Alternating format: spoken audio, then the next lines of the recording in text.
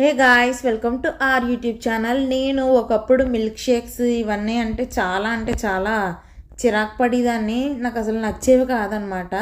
So ఎప్పుడైతే నేను ఇలా డ్రై ఫ్రూట్స్తో నాకు నేనుగా చేసుకొని తాగుతున్నానో అప్పటి నుంచి నాకు ఇంకా బాగా నచ్చుతున్నాయి. సో డ్రై ఫ్రూట్స్ ఎడిక్ట్ అయిపోయాను అనమాట. బాగా ఫోన్ ఎడిక్ట్ ఇవన్నీ అంటారు, కానీ అది కాదు. రియల్ ఎడిక్ట్ ఈజ్ ఫుడ్కి మాత్రం ఎడిక్ట్ అవ్వకూడదు. సో నేనైతే ఆ రోజున డ్రై ఫ్రూట్స్ అన్నీ వేసి బనానా వేసి ఇలా మిల్క్ షేక్ అయితే చేశాను. సో నేను చాలా వీడియోస్లో మీరు కూడా చూసుంటారు.